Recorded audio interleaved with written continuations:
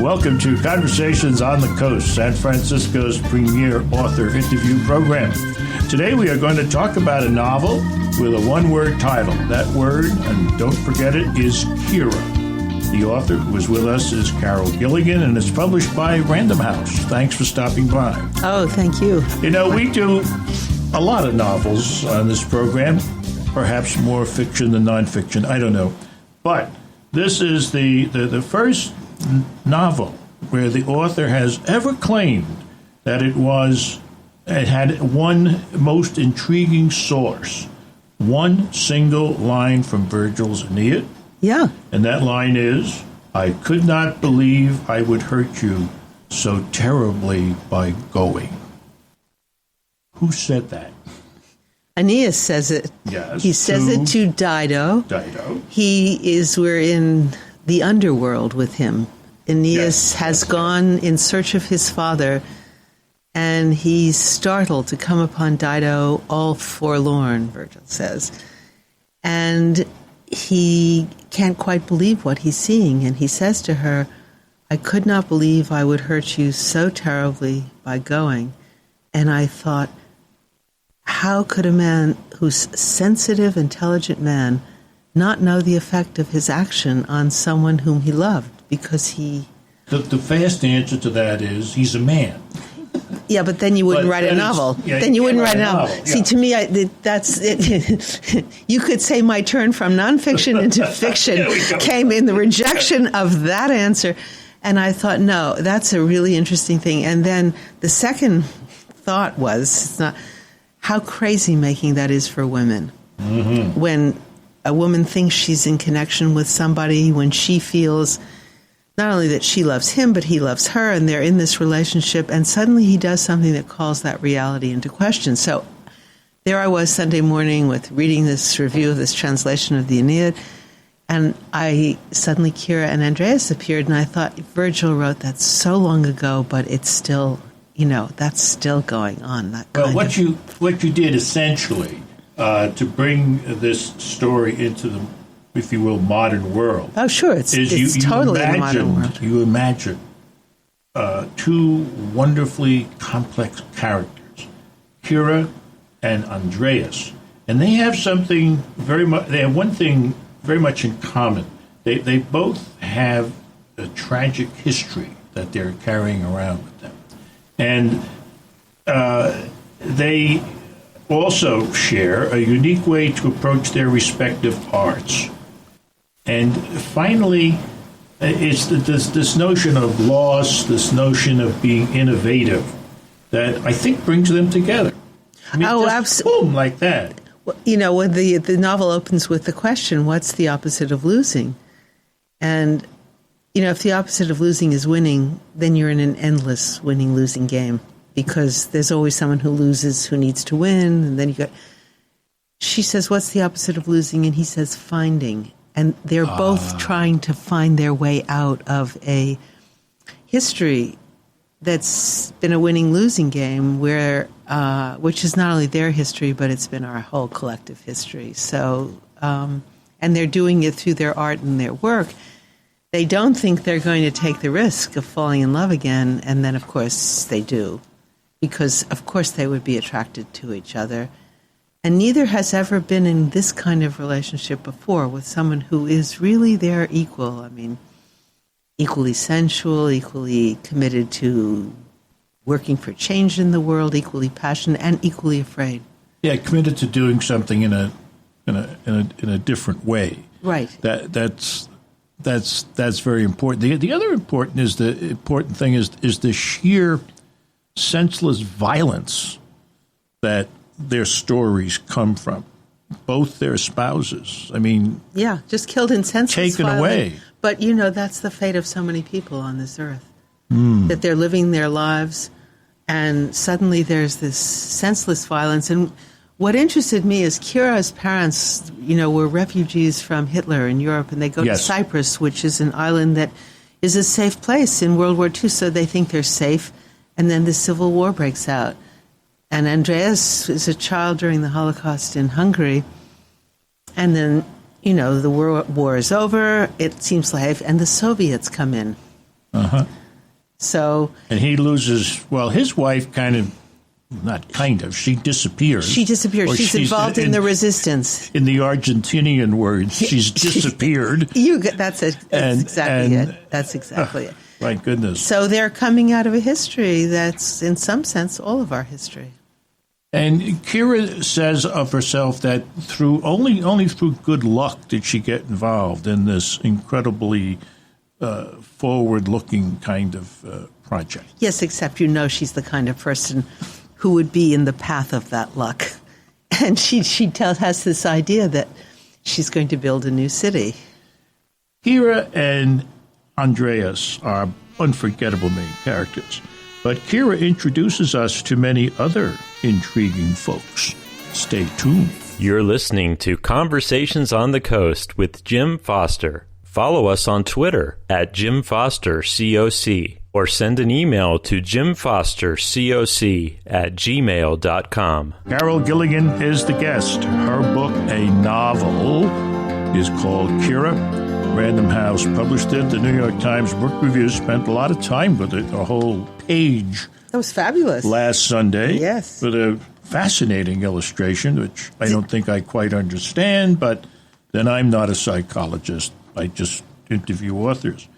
Louisa Thomas, did you pay her for this? Did you know Louisa Thomas? I don't know her at all. An honest, favorable honest? Review. Yes, yes. Which starts out, it can be hard 25 years after it was first published to appreciate the impact of psychologist Carol Gilligan's book in a different voice.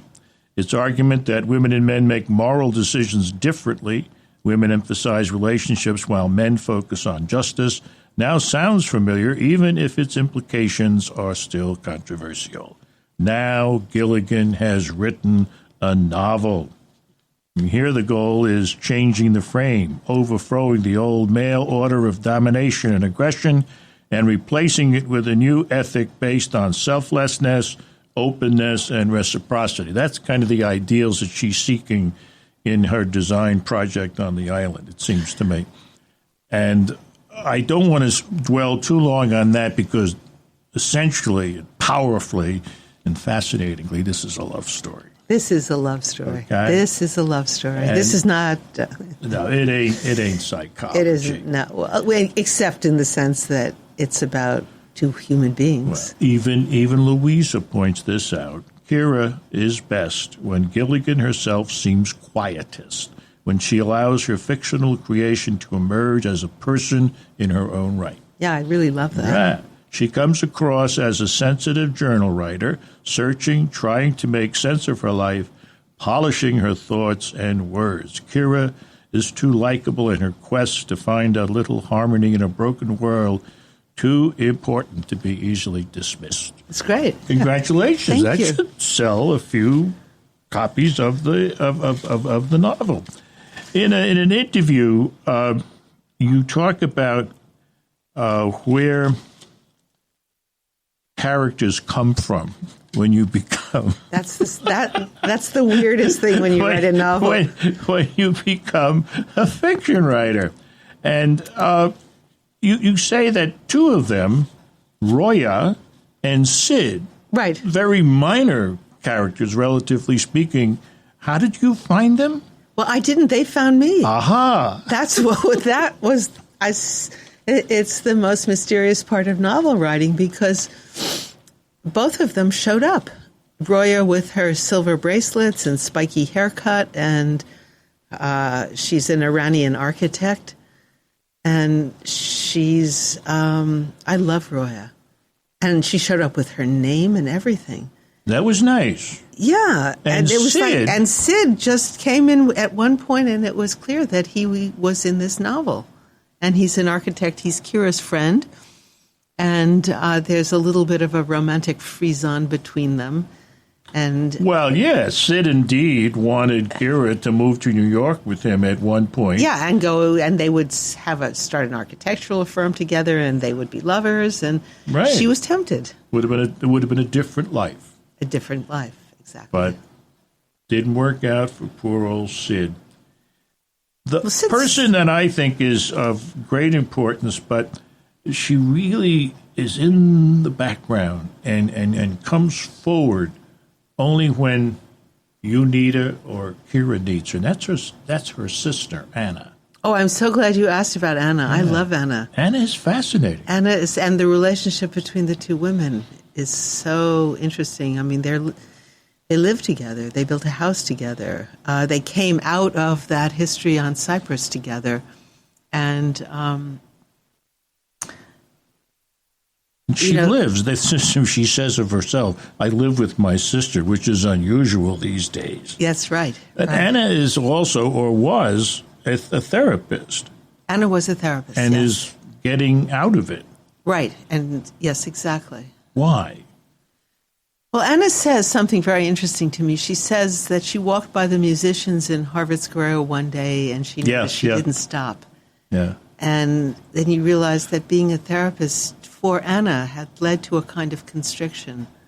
And you also discovered that Anna was a musician. And so Anna then becomes involved with Tony, and they start raising oysters together. And it's...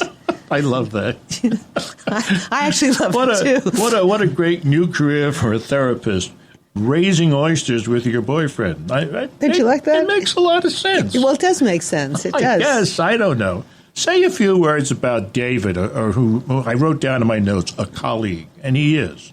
And he's a close friend of Kyra's. I mean, the person who she goes to, who she talks through, I mean, her project on the island of building the city, and also her life. I mean, he's her good friend. He's her pal, she says. You know, there's a horrible moment in Kyra that we must talk about, I think, because it leads to a pivotal character and an important insight about therapy.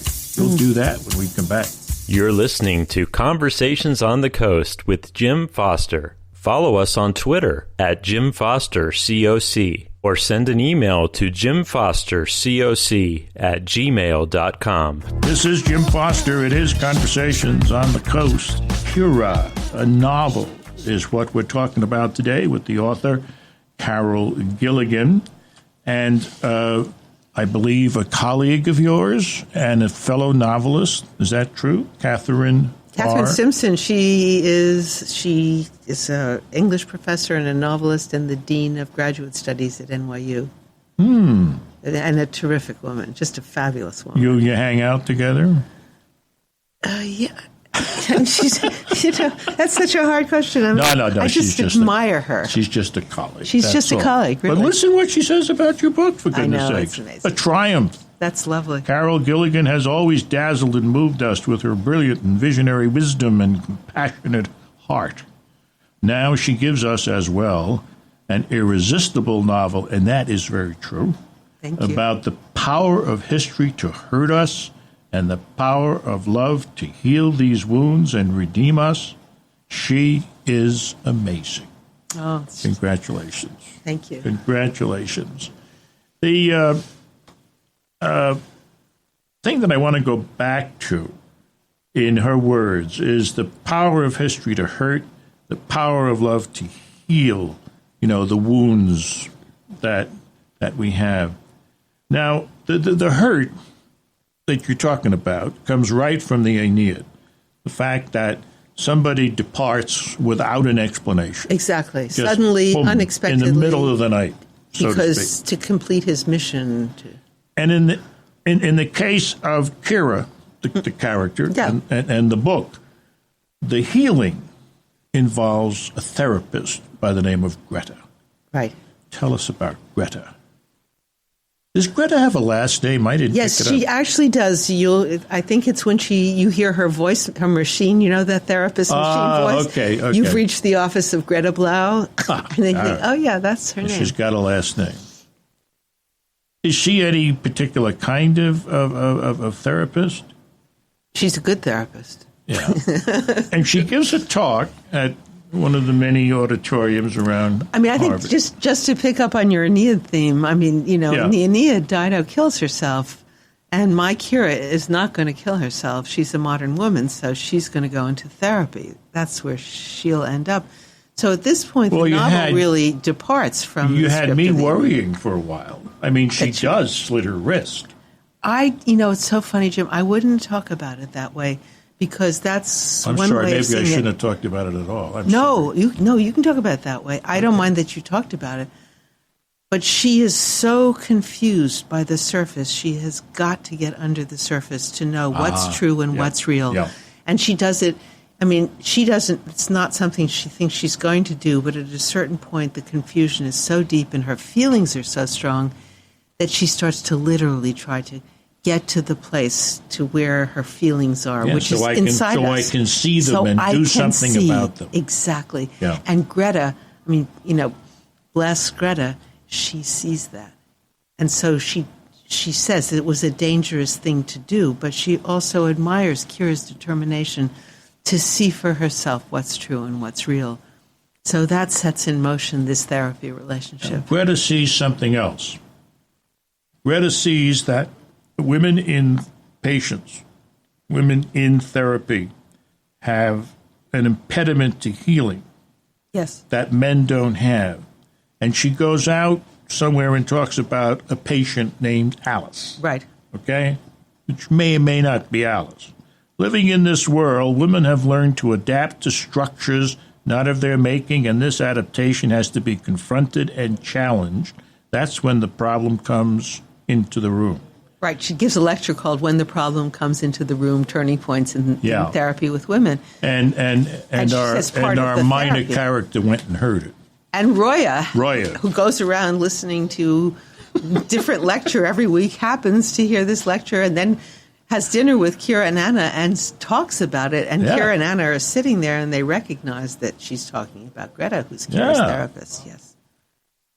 If the patient does not initiate this change in the structure, Right. okay, then the analyst has to question why the woman is being compliant or complicit. For the therapist, this also means questioning his or her own investment in the structure or complicity in maintaining it. What are we talking about here when we use this word structure in the therapy? See, what I love about the patient? word structure in this novel is Kyra is an architect. It's what? Kyra is an architect. So the word structure is not an yeah. abstraction for her. Yeah.